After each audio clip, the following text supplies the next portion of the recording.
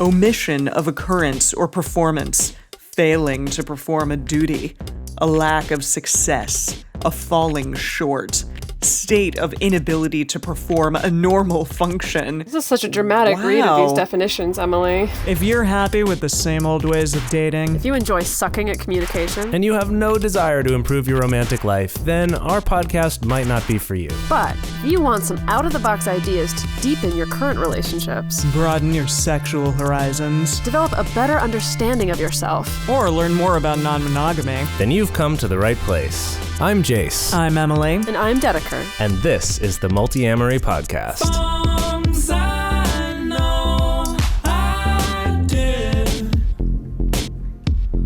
forcing me to form myself to fit. On this episode of the Multiamory podcast, we're talking about failure in relationships. It's the middle of February right now, which is statistically when a lot of breakups happen. Actually, the months of January and February.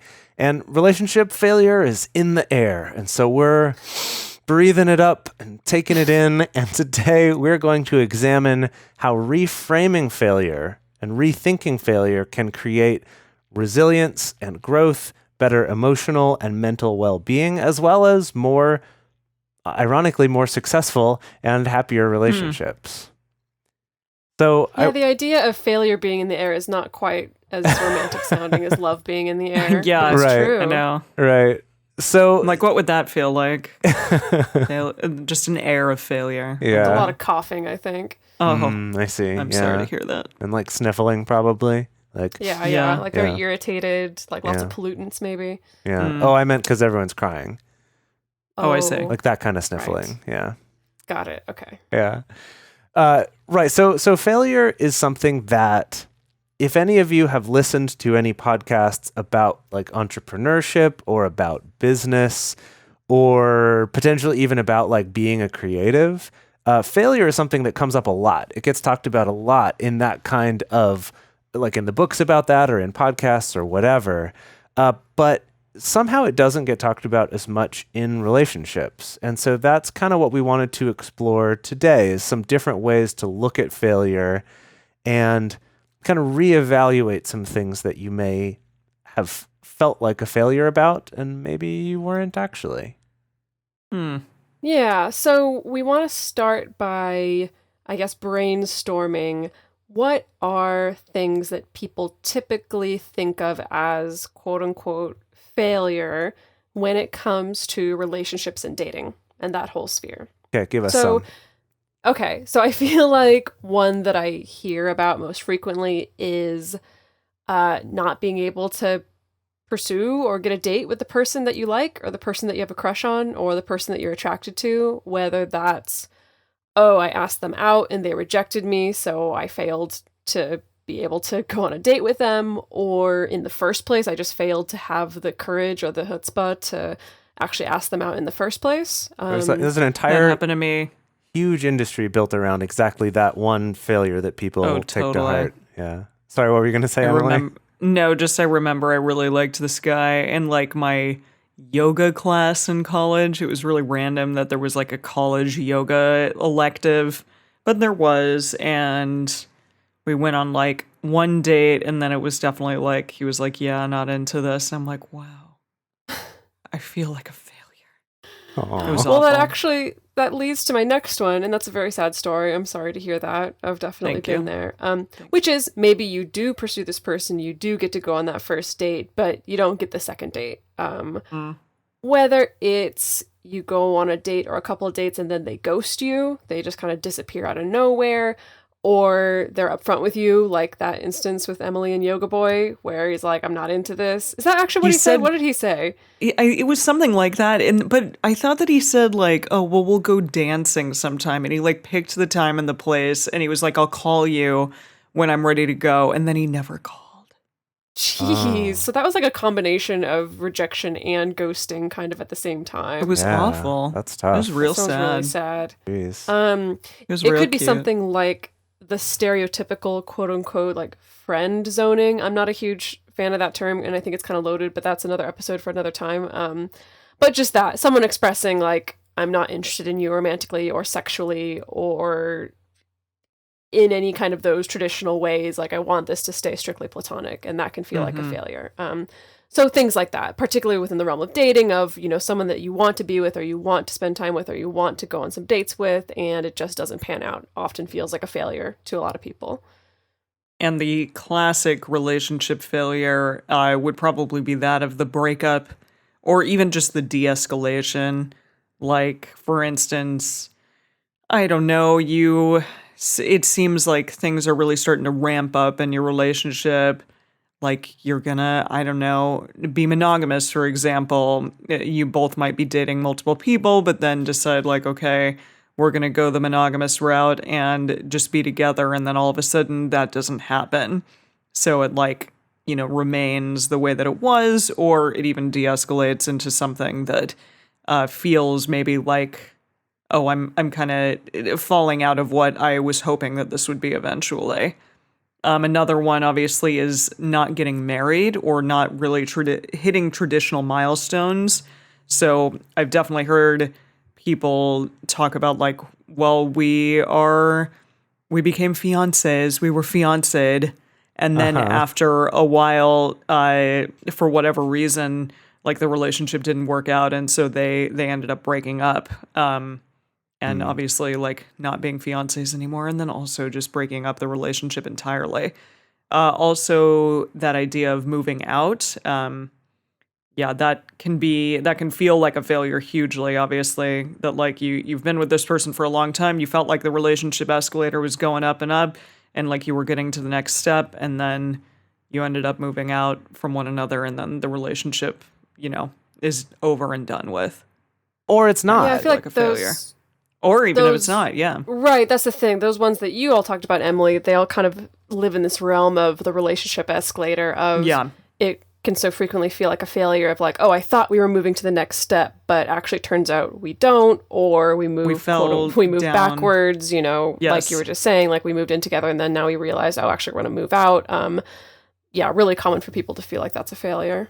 Yeah, and I think that there is kind of that assumption of, like, if we live together and then we ever live separately, that means we're breaking up because it's associated with a failure, right? It's like we're not moving forward toward this thing, so therefore it's a failure, because success is up the escalator, doing these next steps of living together or getting married or having kids or starting a bank account together or whatever it is, and that anything that's not doing those, or even worse, like undoing those, is a failure. It's like, well... sorry, the relationship's over. Like, it's either move in with this person or the relationship is done. Like, there's no other step. Yeah, so I guess it's this idea of, like, we failed to proceed, or, like, we failed to move forward, or some kind of narrative like that. Yeah, like, we took a step back and that was a failure, and, like, then that just means all of a sudden, oh, well, I guess I'm not meant to be with this person. Right. They're not the one. I mean, another example would be... cheating or being cheated on, that is, like, in a lot of ways could be a failure. Either, you know, that feels like a failure because then our relationship ended, or our relationship didn't end, but it still feels like a failure. Either for, like, both of us failing or one of us failing, or, oh, I failed to, like, have enough self-control, or, you know, kind of whatever it is. There's lots of different ways that one can feel like failure. Then another one is being, you know, unsuccessful at opening up a relationship, meaning that you're monogamous and you decide to open up your relationship and then either decide to close it again, or, you know, it's just like the relationship ends because of it, like that we failed at doing that. That's definitely one that I feel like we can all relate to, kind of in our early days of non-monogamy, of feeling like we kind of failed at opening it up that time, even if it eventually did, you know, end up being something that we did.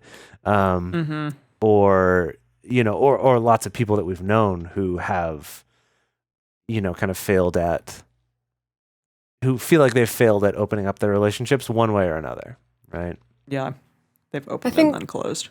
Related to that, you know, we can go into kind of the whole specialized realm of, like, polyamorous failures, or what people feel like are failures within that particular realm of like I failed to be able to keep multiple partners happy. Like I finally got into this situation where I had multiple relationships and it all just hit the wall and I couldn't juggle everything and everyone ended up being mad at me, while I was trying to keep everyone happy. Like I've seen a lot of people talking about failures like that. I've definitely been in that situation for sure. Or like I've definitely heard a lot of people talking about, kind of beating themselves up over failing at feeling compersion right away. Like that they do feel jealousy or they feel upset by their partner's other partner. And they're like, I'm a failure. Oh my gosh, I'm failing. Maybe I'm not cut out for this. Maybe I need to not do this, right? That it's like because I've failed at this thing, it means like it's not in my DNA. Like I'm not polyamorous, clearly. Right. That this must be the wrong thing to do once. because I failed. Yeah. Yeah. Totally. So okay, that was some good brainstorming, everybody. So now what we want to do is to kind of look at that same list and think about if those were the failures, the opposites of those would be the successes then, right? And to kind of look at some situations where those opposites might not be a success, right? That might not be the best thing. And that's not to say like the opposite of those are always bad or anything. Also, those first ones aren't always bad either. That's sort of the point of this whole episode. No. But so like to go through that list, the example that the Dedeker gave at first was, not getting that date with someone that you're really into, Emily's yoga buddy. And on the flip side of that would be that maybe you did learn some cool tricks for convincing people to go on a date with you. And I thought that you were going to say some cool yoga tricks. Or maybe some cool dance tricks. Yeah, and you got that out of it. Yeah. But that you learned those things and you do get that date with someone who's not that into you or with someone that you're not that compatible with. That, when it never happened, you thought that it not happening was the failure. But if it had happened, like some could argue like, well, now it's more of a failure because you've spent more of both of your time and have maybe been more unhappy or let down or whatever by it, right? And then the second one, like Emily, that Dedeker mentioned about not getting that second date or getting friend zoned or ghosted or whatever it is, that same thing, right? Of like, well, maybe you did stay together and weren't that happy, but you just kind of did. Or even maybe you're still really into them and they stayed with you just because they're like, well, I don't have anything better to do, or right, or some sense of obligation or feeling like, I don't know, that they were manipulated into it or something. That ultimately that's not a relationship that's going to serve either of you, right? That's not something that's going to ultimately lead to the well-being and happiness of those people involved. Right. So I guess it's kind of this idea that success and failure in relationships, it isn't this binary of did the relationship last or did you break up, because again, like not breaking up doesn't necessarily mean it's a success. It can mean that like you both just extend your misery with each other, with one another for longer, essentially. Yeah. Emily mentioned the marriage thing. I think that now, like that we're all at this age where like more and more of our friends are getting married, combined with social media where it's, everyone posts the engagement photos and children, the wedding photos and the sonogram and, all that stuff, that even if you're someone who's not that interested in marriage, it can still, that sense of like, oh, I didn't unlock this status achievement, essentially, can still feel like a failure. However, if we're looking at the inverse of that, of like, well, what's the success? And while there's a lot of people who, of course, are very successfully and happily married, sometimes if you kind of go after something like marriage or some other kind of traditional milestone just out of avoiding failure, you can be stuck with just a complicated relationship where now you're dealing with also the financial and legal entanglements of marriage. As you're trying to navigate, the future and whether or not you're compatible with each other or things like that. And similar, like Emily mentioned, feeling like we live together and now we're choosing to move out and live separately, feeling like that's a failure. The opposite of that of like, okay, well, maybe you realize that you don't make good roommates for each other or you don't share a living space well together, but it's like, well, we have to live together anyway because that's the relationship escalator and that's what we got to do. And then you signed yourself up for staying in a living situation that sucks for both of you. Yeah. you know, where maybe you're both driving each other up the wall because your cleanliness standards are just mismatched, or just the kind of space that you want to have is just mismatched. And now you've just, you know, the quote unquote success is just needing to tough out living with a bad roommate, essentially, even if it's a bad roommate that you also love very much. Yeah.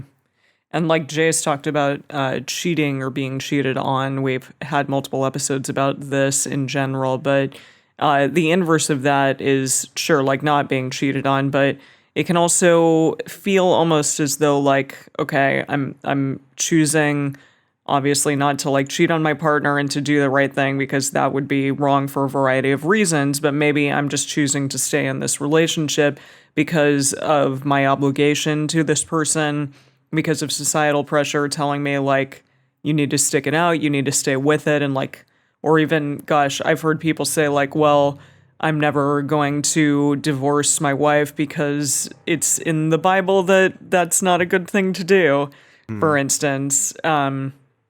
So something along those lines, and being ultimately very unhappy because of that decision. Which is, I'm sorry to interject, but it's Please. just like, I don't know. I always felt like fueling a relationship by like, well, I'm with you because the Bible says that I need to be with you, or I'm Hey, with I wouldn't you. know very much about this. Y'all I can know, like take I know, that I know. one. But it's not just that. It's also, it could be like, I'm staying with you because I feel obligated to, even though like maybe I took a vow. I took a vow. Maybe like we're not attracted to each other anymore. Maybe we don't want to have sex with each other anymore, but like we got to just tough it out, you know? Yeah, Yeah, that and- that idea of thinking like it's very noble, like you're doing that for the other person. And when you flip that around on the other side, I'm myself. like, I don't love the idea of being in a relationship for 20, 30, 40, 50 years with someone who was with me because they felt like they had to be. That's not a good feeling, right? So I don't feel like anyone is really being done a favor if that's not something that's getting talked about. Yeah, absolutely. And then finally, that failure of, quote unquote, failure of unsuccessfully opening up and then closing a relationship that was, you know, an open or non-monogamous one. Well, okay, the inverse of that is just like staying in a non-monogamous relationship, even if you're both unhappy. And that's also not a great option. Because if it's hurting both of you, if it's hurting the people that you're involved with, if one or both of you decide like, hey, actually, I feel like I can't fail at this, like I just have to keep trying, but ultimately it's actually not something that's serving you, then that's definitely a good thing to examine, and not a failure if you ultimately decide like, hey, this is not the relationship structure I want to be in. So, It just occurred to me also, I think, I feel like unfortunately there's a lot of people who, you know, first come to non-monogamous relationships or polyamorous relationships, and like for a lot of people, their first experience of non-monogamy is with a partner who's really not on board. Or maybe they're the partner who's not on board, and it's like their first experience of non-monogamy is like, I really, really don't like this and don't want this. And I'm like, that's just really, really sad, you know? Like, I feel like that's not actually experiencing like the fullness of all the kind of like joy and fulfillment you might get out of a multi-partner relationship if your only experience has been in relationships with people who are super not on board with it. yeah, You know? I mean, there Yeah. is always that possibility that like someone is going to bring you into this relationship structure and then you figure out like, hey, this actually works so well for me, and that person that initially was gung-ho about it actually does not like it. So Right. there's obviously a variety of ways in which that can go down. But yeah, that's an interesting point. Yeah. That maybe the initial reaction that one might think like, okay, this is always how it's going to be just simply because it's shitty now. Yeah. Right. Yeah, I mean, I can't even tell you how many people I know who are polyamorous now, who identify that way, who are like, yeah, my first experience with it totally sucked. And, you know, I did it because of my partner and I didn't like it. But something about it made enough sense that then when I tried it again later, it worked and it made sense. And I was with someone that it worked better with. So yeah. It is an interesting thing how that, like in the micro, I guess, in like the zoomed in view, that can seem like this failure, but when you zoom out a little bit, it might not. Yeah. Right. Yeah, that's interesting. So, okay, with all of this, we were interested to see what the dictionary had to say about the word failure. Because again, it's like, okay, just kind of this ambiguous thing, like what is failure actually? So we consulted 2 dictionaries, the Cambridge and the Merriam-Webster. So we're going to give you those. Webster, yeah, we're going to give you those definitions right now. So the Cambridge Dictionary says that failure is the fact of not doing something you should have done, the fact of something not working as it should, lack of success in doing something. Okay, that's interesting. Uh-huh. A lot of facts and shoulds. Yeah. Okay, so the Merriam-Webster says omission of occurrence or performance, failing to perform a duty, a lack of success, a falling short, state of inability to perform a normal function. This is such a dramatic read Wow. of I these know. definitions, I was Emily. just going to say, I love that Emily manages to read the dictionary like it's a romance novel or something. Like it's... I don't know if that love was my that. romantic voice. I think that was my like aghast voice. That was definitely some drama voice for sure, if I've ever heard It felt give you very that. sultry to me. I don't know. That was Really? That was oh, what I I can got go way more from it. sultry than that. Well, mister. okay. Well, all right. Sorry. We believe you.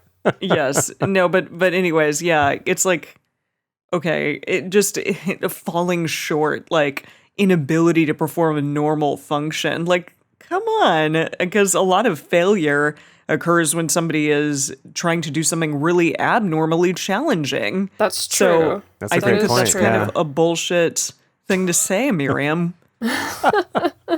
Merriam and or Webster. Yeah. You know which one of you it was.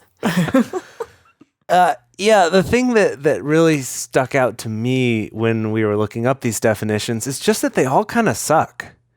Like, none of these Yeah. definitions are very good. They're all either based in this idea of should, which those of you who've listened to this show for a long time know I have my sort of campaign against the word should. Saying it ever. Yeah, because it is this like weirdly meaningless thing that we just sort of put on ourselves to make ourselves feel bad, or put on other people to make them feel bad. And it's not, not actually a very useful word. Okay. But at the same time, I would argue that maybe it's a good definition because it really does get to the heart of the failure thing, which is that it is wrapped up in these shoulds, right? Because you carry this expectation of like, I should be dating people. I should go on a second date with this person. I should have a relationship that continues, or like I should be working harder and harder to make this relationship work, or I should be getting married or hitting this particular milestone, or I should tough it out, or whatever. Like a lot of these are wrapped up in those shoulds that then suddenly we do the falling short, and then it feels like a failure. Yeah, or the inability Yeah. to do something that's normal, right? Like all of that is Yes. based around this idea of there's a certain expectation and the failure is not that. So yeah, that was kind of the point I was getting to, was the fact that all these definitions kind of suck. And I think that's a really valuable thing to see, is the fact that failure is entirely based off of your understanding of the situation, how you're looking at it, and, like you were saying, Dedeker, like what you think is normal, or what you think, Yeah, or how it should go. how it should go. How the exactly. outcome should happen. Yeah. So also And if it influenced by doesn't- your environment, the people around you, the culture around you, everything you've been told in childhood, like so influenced by like, I don't know, I guess all the factors that influence your personal list of shoulds, or your personal list of what is quote unquote normal. Yeah, absolutely. Okay, so that's the definition of failure that we've received, not just from Sirs, Merriams, and Websters, but also from our Messers. culture and parents and friends and the people around us. So let's talk about how to maybe rewrite the definition of failure personally, or reframe failure for yourself personally, so that it doesn't just feel like there was this expectation, this should, that I just didn't live up to, and now I feel like crap. But before we dive into that, I just want to clarify, when we were doing research for this episode, there's a billion like quotes from entrepreneurs out there about how failure is just a next step on the way to success. And there's that typical Thomas Edison quote that you see all the time where he's like, oh, I didn't fail. I just found like 10,000 ways that didn't work and stuff like that. And I just want to clarify that while that's inspiring, there's often a nuance to that kind of advice that implies like if you just keep working hard enough, then you'll find success. So it's like even if you failed multiple times, just blast on through and eventually you'll find success. And I worry about that nuance. First of all, because it's a little bit kind of upholds the meritocracy, but that's another episode for another time. If we ever think we'd actually do an episode on meritocracy. I don't think that's going to happen anytime soon, but who knows? But I definitely see people interpreting that to mean like, okay, even though I'm in a miserable relationship and we're failing in communication over and over and over again, I just got to tough it out and stick it out and blast through and then eventually you'll find success. And I don't want that necessarily to be the takeaway of this episode. I'm much more interested in us exploring the nuance of failure itself is a part of the process of growth, and failure itself can be a good thing, and failure itself is okay. And I think there's a subtle distinction between those two meanings and nuances, but I just kind of wanted to toss that out there, put that on the table so that people understand that none of us are encouraging you to just like be in a crappy situation and just kind of and just forever. I guess not telling people that like part of dealing with failure is ignoring failure. I guess maybe that's what I'm trying to get at. If I could use an analogy here with Please do. Using one of those classic stories of sort of persevering through failure is the Wright brothers, which I was super into as a kid. But right, that they had tons and tons and tons of attempts to get a heavier than aircraft to fly before they finally achieved it, right? I mean, an airplane. They had lots of attempts at this, and it would be like if you said, oh, you just got to like keep persevering through failure. It would be like they built their first prototype and it crashed, and then they just kept building that same prototype over again and crashing it over and over again. That's not how they got to success. What they did is that every single time they failed, they learned something from it. And instead of saying like, well, that failed, so I guess flying's not the right thing for us to do, it was, okay, what can we learn from that? Let's try something a little bit different. What did we learn from that? What went well, what didn't, right? Until they eventually made an airplane. And now Dedeker gets to fly to Japan and Singapore and places like that. I literally was just going to say that too. I was like, and now Dedeker just got to Singapore from Japan like yesterday. Yeah. There it is. Because of those. Thank you, Wright brothers. That was not where I was expecting this episode to go, but It's fine. We're just like talking about how much you travel and fly. Yeah. Yeah. Well, okay, but let's talk about that attitude shift, essentially, of shifting from like just kind of powering through failure or ignoring failure or slipping into crippling depression because of failure and into failure being this creative and generative thing. Mm-hmm. So we've talked a lot on this podcast about resilience in a variety of forms, but definitely this is a thing when dealing with failure that somebody should kind of learn to cultivate within themselves. And often failure itself can cultivate absolutely resiliency. Yeah. I mean, it is like kind of a choice, in my opinion, to become resilient and understanding that like your life is going to be full of failure and that's just the way that it's going to go. And you can accept that and move past it, or to go in the opposite direction and just constantly, I guess, like berate oneself and feel awful about those failures that occur, that will inevitably occur in one's life. So let's talk about resilience. Okay.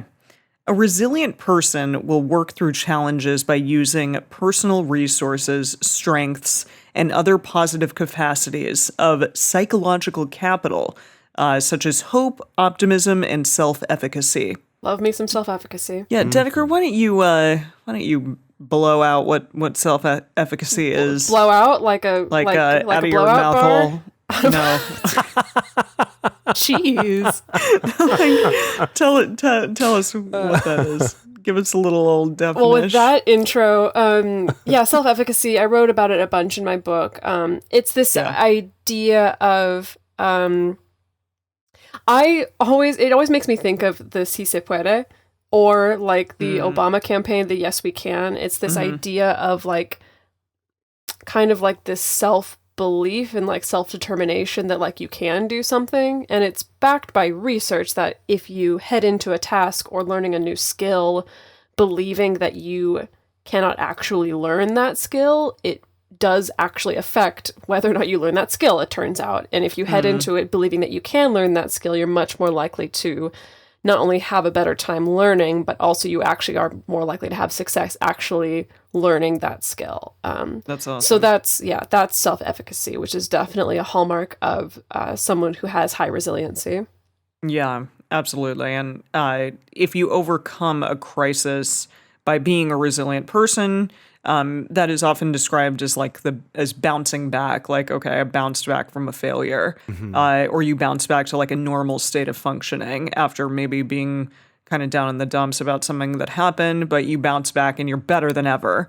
And also being resilient, like you said about self-efficacy, it is like positively associated with happiness. So if you are a more resilient person, then most likely you're also going to probably overall be a happier person as well.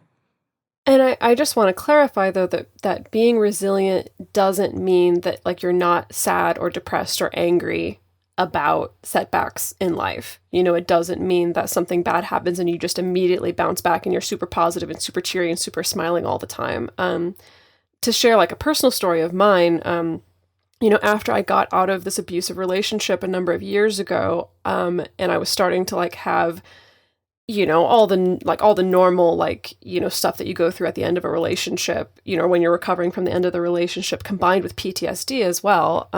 I had a conversation with our good friend, Jessica Graham, where we talked about resiliency, and I talked about the fact that I'm like, I don't feel very resilient at all. You know, I feel like I'm falling apart all the time. I feel like my emotions are out of control. Like I don't feel resilient. And she really argued that with me, saying like, no, you're extremely resilient because of the fact that it's like, you're taking the time to talk about this. You're taking care of yourself. Like you're going to therapy. You are like taking action to take care of yourself. And that's resilience. You know, just because you're sad or you're angry or depressed doesn't mean that you're not resilient. And that really helped. That conversation really helped for me to reframe the way that I felt about like both the failure of the relationship and my failure to like recover from it, or what I perceived to be a failure. So I just want to make sure people understand that like resiliency is the bouncing back effect, but it doesn't always look like, oh, I stopped crying and then I'm happy for the rest of my days, you know? Yeah. Yeah. It can look a variety of ways. That's a great story. Thank you. Yeah. Yeah, and this subject of resilience comes up a lot in the field of positive psychology, which we've talked about before on this show as well. And something that's important to note there is that positive psychology, contrary to popular belief, is not about being happy all the time. It's about well-being. And there's a subtle distinction there, or maybe a not so subtle distinction. But just the idea of like being happy all the time is absurd. Like that's not a real thing. Probably not going to happen. It's not going to happen. It's my opinion. It's just not going to happen. I think closely related to that, also being quote unquote successful all the time is also not going to happen. I love that. Yeah. Yeah, absolutely. That success happens because of failures and because of learning fits from and them. bursts. Right. That it's not just a state that I'm in all the time. In the same way that happiness isn't a state you can be in all the time. And just like literally you can't. It's just not, that's not how it works. If that's what you're aiming for, maybe reevaluate that a little bit and find some other metrics for how well your life is going, such as well-being, which is kind of this looking at like how fulfilled you feel by your life, the balance of positive and negative, what your self-opinion is of yourself, things like that. We talked about that more in previous episodes, but looking at resilience, there's a scientist named Angela Lee Duckworth. She has a great TED Talk about resilience. It's also like a 6-minute TED Talk too, so it's an easy one to, watch whenever. I was going to say, like, Can you do... I was going to say, like, watch while you're on the toilet. And I'm like, why did I think of that? Well, you did. I mean, your 6-minute toilet break. Yeah. Wow. There's a lot of gifs and gaffs on this. No, it's okay. I'll go with that example because I'd be much more willing to start up a 6-minute TED Talk while I'm on the toilet than like a 30-minute one. Yeah. Yeah. For I sure. guess, depending. Yeah. Yeah. Yeah. I mean, can you say that you've done a TED Talk if you've only done a 6-minute TED Talk? Oh my goodness. What? I'm just Wow. saying. Yes. I'm going to say Wow. yes. Of course you can. All Of right. course you can. And I This wouldn't even call that a failure at all. I wasn't calling it a failure. I was just asking. I know. I asking was an just trying honest to make question. it relevant to the. Okay, never mind. Yes, thank you. All right, go on. so- About so- this 6-minute TED Talk. So Angela Lee Duckworth has done a lot of studies about resilience specifically, and her studies have tended to focus on school, like students in school, and also their success in careers a little bit.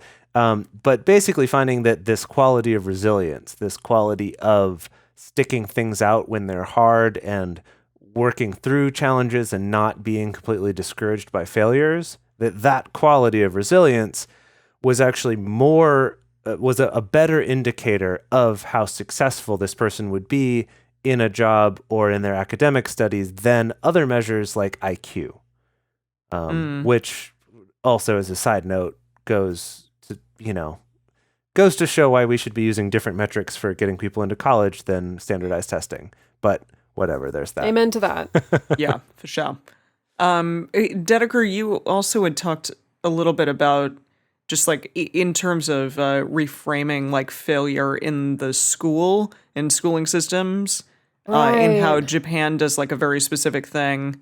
Yeah, I mean, this is all mostly anecdotal, but I've read a lot of accounts specifically from the Japanese school system of allowing kids to fail multiple times, but within a context where classmates are also being really encouraging of them, as opposed to the failures where it stops, essentially.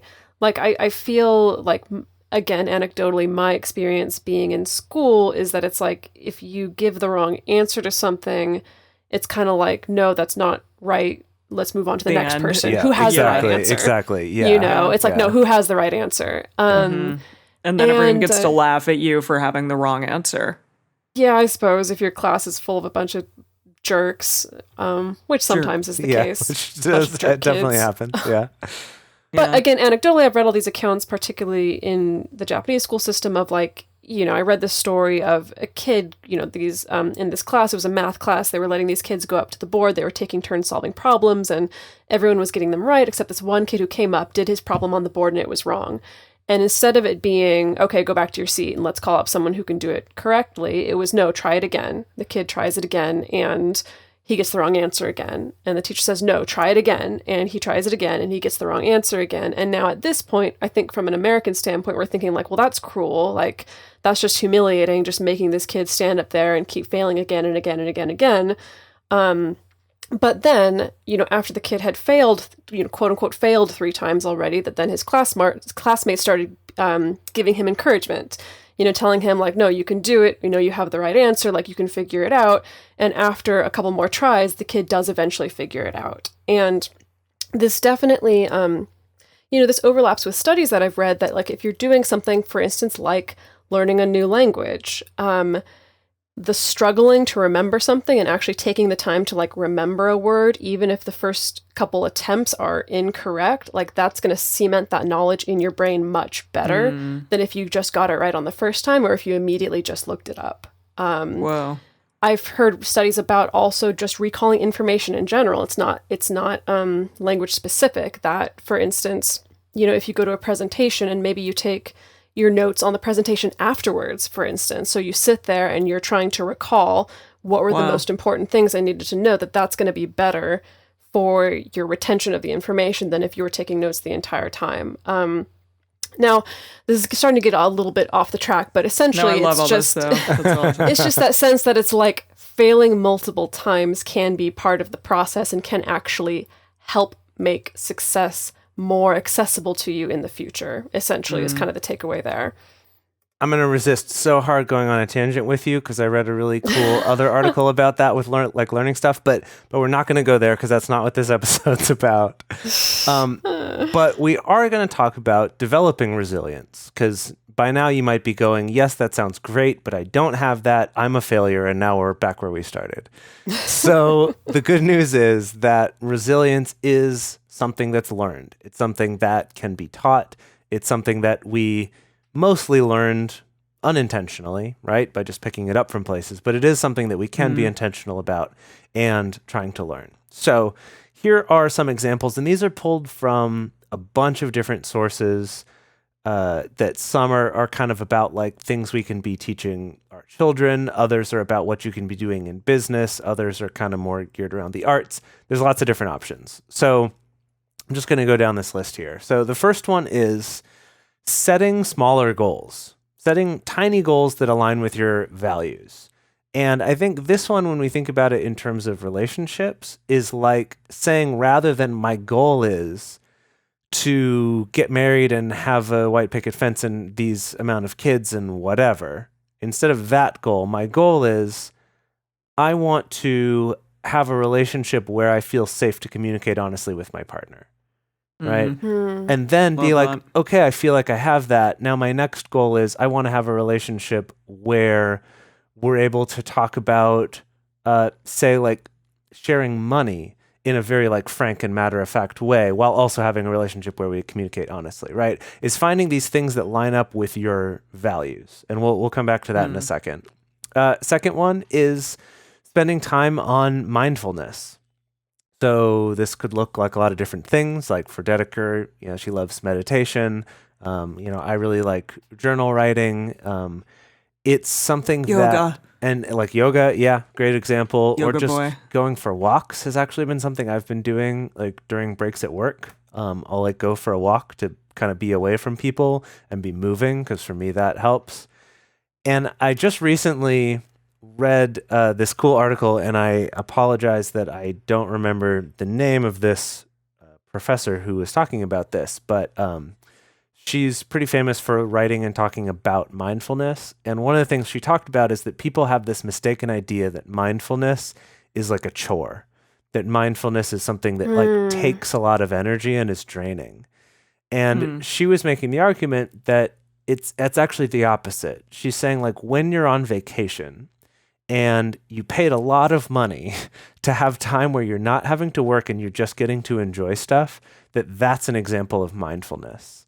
And that including mindfulness into our everyday is actually something that is energizing in a similar way, of like we get to kind of take this little mini vacation from our problems. Right, by being mindful rather than it being a chore and yet another thing on our to-do list. Oh, that's so interesting, because I never really thought about it that way, because it is so easy to frame mindfulness or even something like meditation as like the chore of I have to resist looking at my phone for 5 minutes, or the chore of I need to sit still for 5 minutes, or the chore of whatever, instead of framing it as like, this is like my mini vacation right now. This is like my little energy boost right now, even if it's just 5 minutes. I really like that. Yeah, that's great.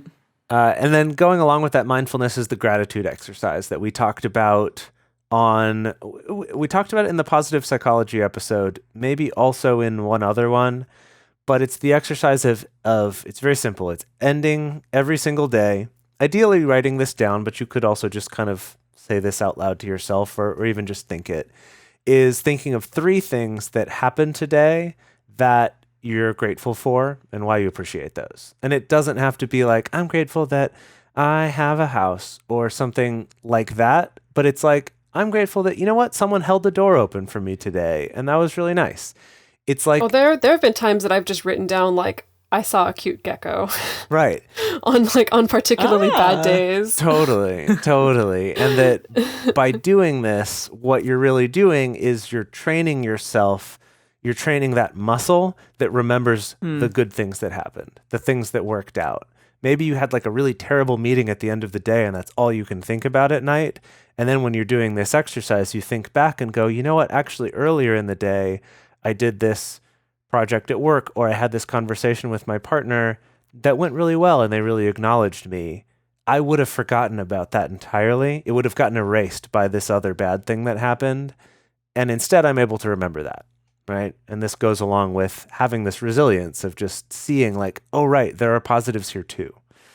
And so in a lot of the stuff that we were looking into, and we're going to go into more depth about like a specific exercise for doing this in a second, for building resilience about specific situations. But something that came up a lot was this idea of finding your purpose. And it tended to be tied to like the arts or jobs or things like that, of like if you find something that aligns with this higher purpose that you believe in, that'll help you be more resilient, right? It'll help you persevere through things because it's attached to something bigger than just yourself or just your whim right then.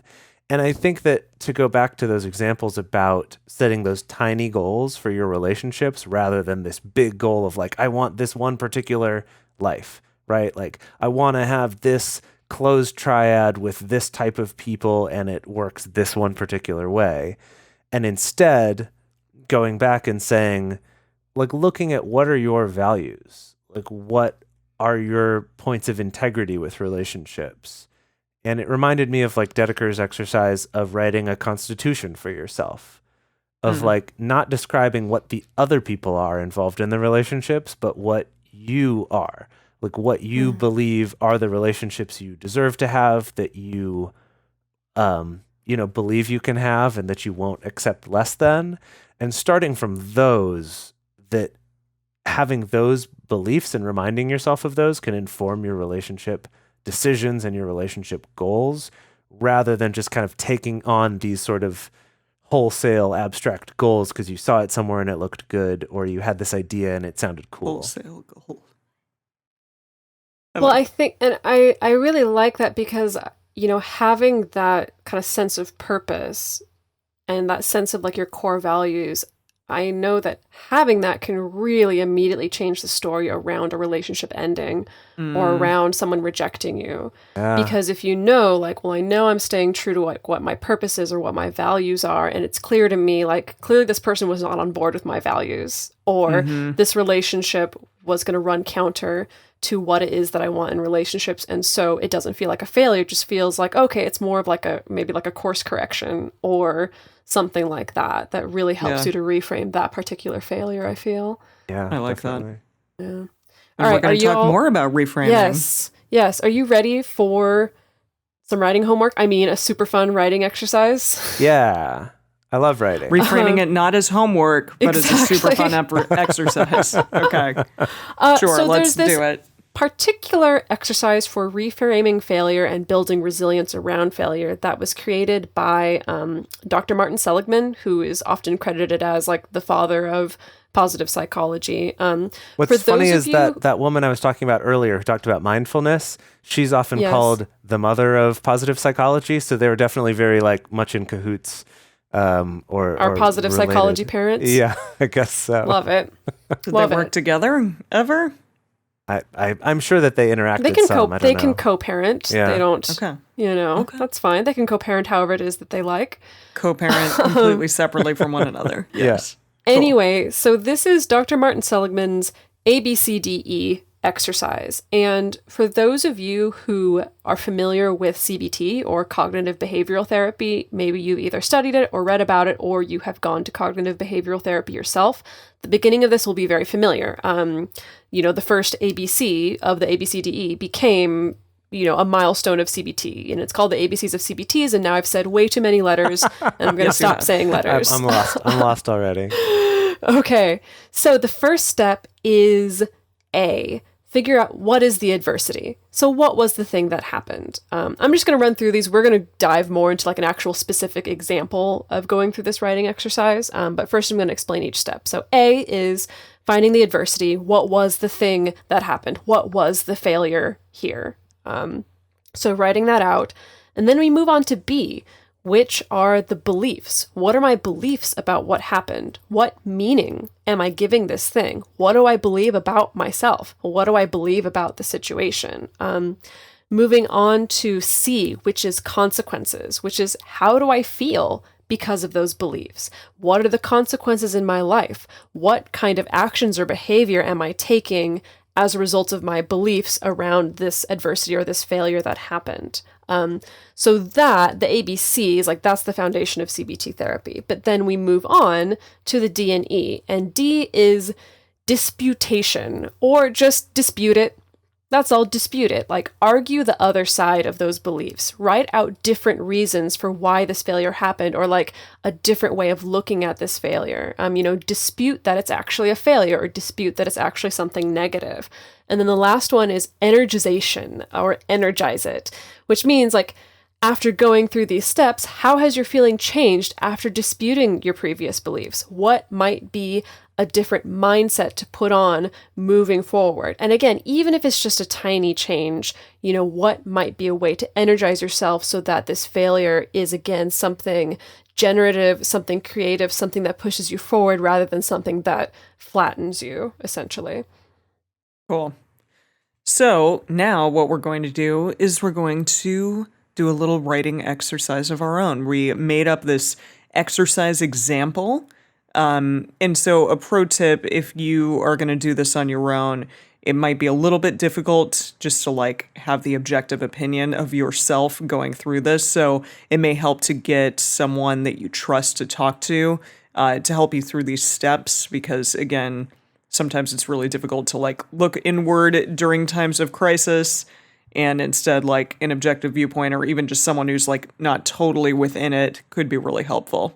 Right, it can be helpful to dispute it to yourself sometimes. Yeah. Something to keep in mind with this is just that this is a partly fictional example based on real life experiences that we've come up with here, but this is just to kind of give you the idea of how you would go through this ABCDE, how you would go through these steps, what that might sound like. So here's this example that is a fictional example that we came up with. But in this example, we are de-escalating or breaking up a relationship. So in this example, my partner and I of many years decided to like take a step back from a romantic relationship. We're planning on moving out. We have been living together, but we're moving out within the month. We're just really not as compatible as we used to be. The sex has been lackluster for about 6 months. And we're just clearly like happy when we're around each other. So that's the adversity section. Yes. Unhappy. You said happy when we're around each other. Yeah. We're not happy. We ain't. No happiness is right. So that's the adversity or the failure, the step A of the writing exercise. So then the B is belief. So what do I believe about this? It's, well, maybe I'm not trying hard enough, or I am really sick of all the work that's going into making my relationship stay afloat. So the fact that I'm sick of that means I'm a shitty partner. Or like I'm afraid because I don't think I can make it on my own, and no one else will love me, and I don't feel like I can live well on my own. And if I couldn't make this work, I won't be able to make anything work. Mm-hmm. Right. So those are those internalized beliefs as, of what you believe about the situation. And so moving on to C, which is the consequences of those beliefs. So the consequences is maybe like, well, because my entire life is in upheaval because of the breakup, like I'm stressed out all the time. I'm not able to get any sleep because I'm stressing about finding a new place to live. I'm stressed about living alone, or I'm stressed about trying to find roommates, or I'm stressed about how I'm going to afford this, or as a consequence, like I'm crying all the time, or I'm angry all the time, or both at the same time, or I feel depressed, or I feel discouraged about the future. I feel discouraged about my future of, getting into another relationship or being single for a while, or things like that. Okay. So with those adversities and the beliefs that come from that adversity, and then the consequences that come from that belief, we're going to kind of turn this on its head, and we're going to dispute that. So we're going to look at these things in a different light. So, okay, like even though we're venturing into the unknown here with breaking up with our partner and being on our own, there's kind of like an excitement. There's this excitement that we feel about like the possibility of getting to live on our own again, about like creating our own agenda. We're not going to have to worry about what we're doing or saying, like if we're pissing off our partner, if we're making them happy. And then there's also a different side of this. Like my partner and I work well as friends. Like maybe taking the difficult part of sex out of the equation will actually make us be happier, and allow us to have a really great friendship eventually. Yeah, I feel like you could also dispute, like, I think another part of this disputation process is also disputing, like, actually, I don't think I'm a bad partner, or I can look at evidence from past relationships to show myself the times that I was a good partner, or Yeah, I can and I dispute did like give it a good college try. right, exactly, or I can dispute like I have lived alone in the past and it's been fine, things like that. Or disputing like, well, people have decided to date me before, so I'm not going to be alone forever. That's, it's like, yeah, it's like looking at each of those beliefs and being like, could I not just say like, it's going to be fine, but like actually give evidence of like, no, actually, I have had people ask me out before, or actually just the other week, someone asked me out and I said no because I was in this relationship, but like people are still interested in me, right? It's like finding evidence. Like, how would you actually argue this against yourself, right? Like, how could you make a good case? It seems like a step that's also good to have someone else, again, that you trust, like someone else who's not just going to say, oh, whatever, you'll be fine, but will help you talk through this and will help bring up examples to actually dispute or kind of contradict like these negative beliefs that you're holding about the situation. Absolutely. I think that the power though is if you're the one disputing it. Like I still love having that friend there who maybe reminds you of like, well, what about this? But then if you're the one yourself who's like, you're right, that's an example of how I am a good partner, or that's an example of how I can find love or do well on my own or whatever. Yeah. So from that disputing process, you kind of distill all that down into energizing. And so that might be something like, okay, even though I know that this transition is going to be difficult, I am looking forward to getting out of here, like getting into my own space again, like maybe being able to go on some new dates. I feel like this is just kind of another chapter in my life, and like I can kind of rebuild myself. I can get back into the hobbies that I abandoned when I was with this particular partner, or I can pick up something new and explore these new things. I can be my own agent in my happiness again. And which is definitely like, it's landing in a better place than just wallowing in the, I think I'm a shitty partner and I've failed at this. And not that going through this is going to be like instantaneously turn things around, but it is going to help lay that groundwork for like rewriting that story about failure in your head. Yeah. That sounds great.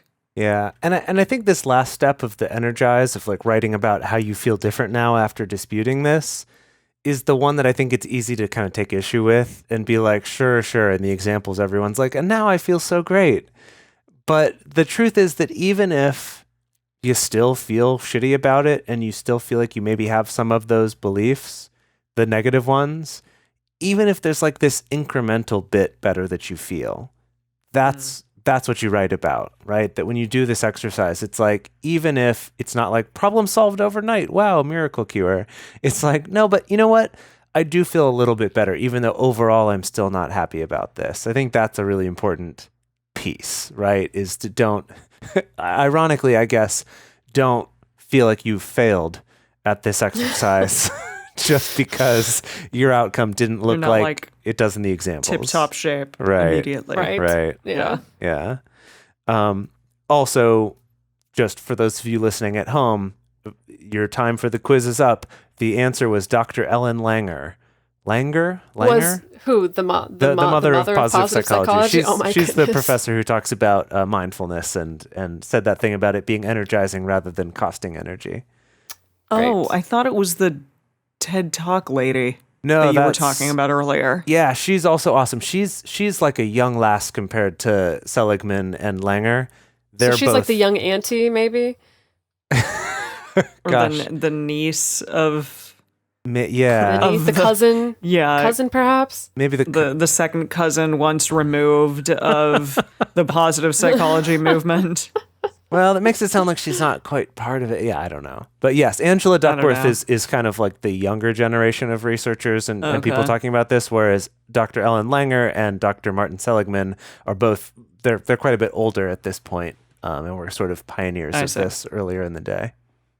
Okay, cool. Well, good job on that pop quiz that no one saw coming. Yeah, I didn't even know that was a quiz. No, there's going to be like one person who, when I couldn't remember it earlier, is like, oh my gosh, I think it's this. It's got to be Dr. Ellen Langer. And probably more than one, but yeah. Well, that handful of people got a little boost just then. Yeah, tweet at us and let us know, because okay, I think there's only one. I'm expecting one tweet. Okay, Can we end things out with this beautiful collection of quotes about failure that we've collected. Yeah, all from yes. beautiful women, which I love. Okay, so this one is from the goddess Oprah Winfrey. Or maybe I should say queen, because she says, think like a queen.